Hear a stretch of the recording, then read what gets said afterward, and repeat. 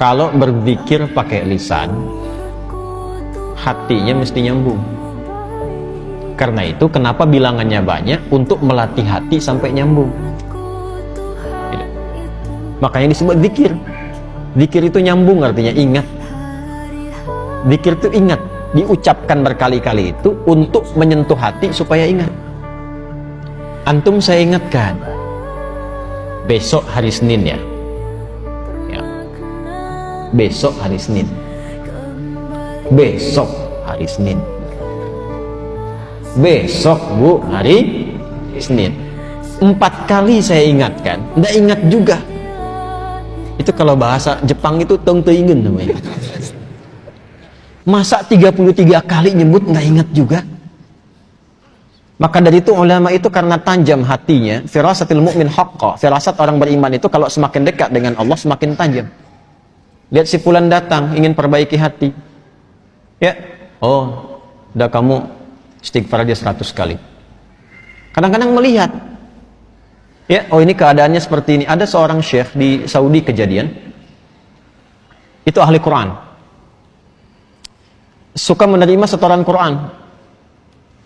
Nah ini bagus nih, satu kali datang seorang pemuda, mukanya udah kusut, banyak masalah. Datang ke syekh itu mengatakan, syekh, aqrinil Quran, tolong bacakan pada saya Al-Quran. Pemuda ini benar tuh.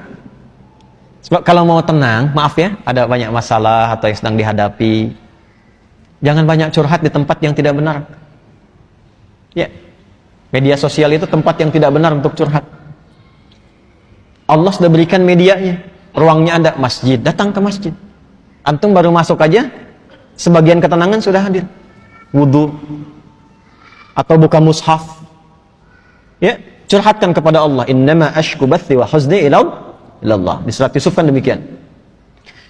Anak ini datang ke masjid, udah benar, datang ke syekhnya, teh tolong bacakan Al-Quran kepada saya, ingin tenang. Kata syekhnya, saya sedang nerima murajaah ini dulu, kamu ambil wudu, sholat dulu 2 rakaat di situ. Nanti setelah selesai saya bacakan kepada kamu Al-Quran. Ini kisah nyata. Dan dia ikut.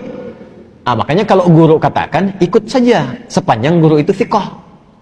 Jangan banyak tanya. Kalau gurunya thiqah, sanad ilmunya tersambung pada Rasulullah, udah sami'na wa ata'na, bukan sami'na wa nanyaina.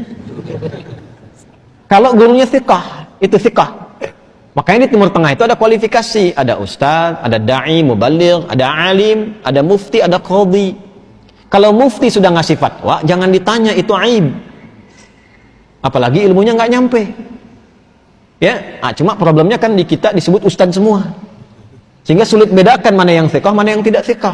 Tapi kan kelihatan dari kapabilitasnya, latar belakangnya macam-macam. Kalau ada orang thiqah, ikuti. Itu diikuti wudhu beliau, langsung ke bagian terdepan sholat, saf depan. Nah, si guru ini ketika melihat itu, sengaja agak dilamakan tuh yang merojaah, tambah lagi, sampai 30 menit. Ya, begitu selesai si pemuda itu sholat 2 rakaat, dan dia menunggu sambil baca Quran, dia baca, dipanggil oleh syekhnya setelah selesai.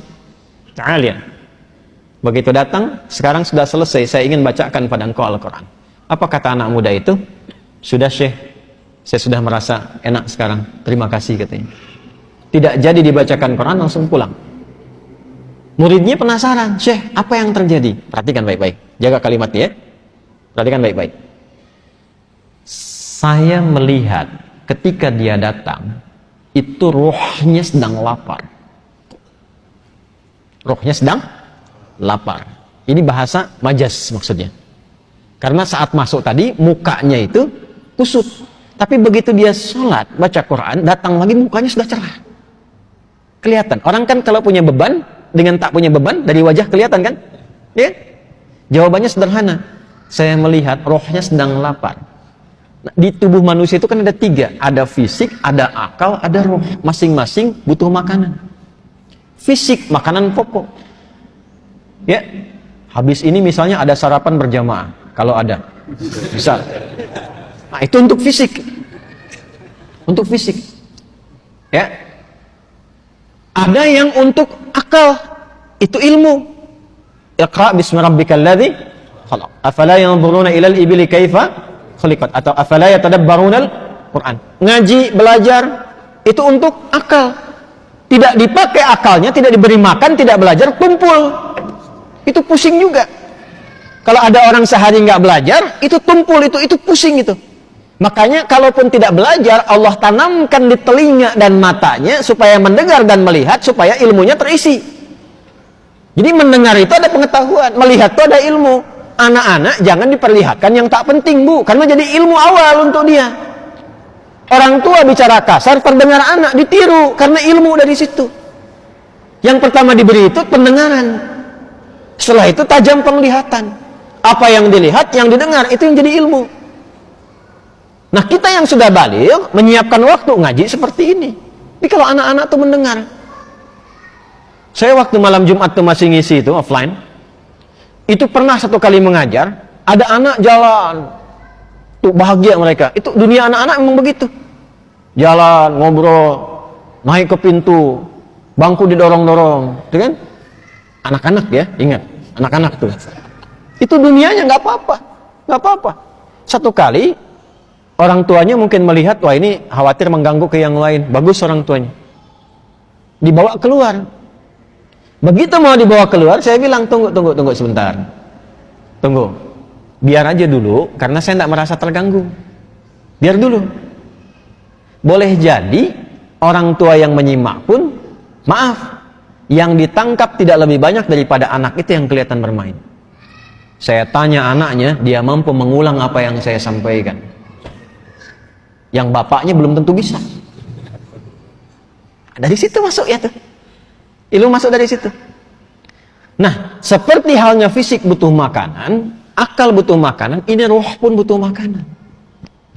Karena roh itu sumbernya dari Allah, hanya Allah yang tahu. Allah yang siapkan menunya. Kalau akal sekarang bebas milih, karena universal, Allah tebarkan umum. Makanya jangankan yang muslim, yang non-muslim pun bisa belajar, bisa pintar juga. Makanan universal. Jangankan yang beriman, yang tak beriman pun makan juga secara fisik. Tapi roh ini nggak bisa dicari. Allah hidangkan langsung, karena sumbernya langsung dari Allah. Quran surah 17 ayat 85. Yas'alunaka 'anil ruh, qulir ruhu min amri rabbi. Roh itu dari Allah. Karena itu menunya langsung Allah berikan. Itulah menu yang terkumpul dalam ibadah. Sholat, baca Quran, itu semua itu kebutuhan roh. Jadi kalau nggak sholat, gelisah rohnya. Cari terus gitu. Meditasi apa macam-macam, cari. Karena nggak dapat bagiannya. Syekh itu mengatakan, itu rohnya sedang lapar. Begitu diberikan makanannya, kembali sehat. Demikian.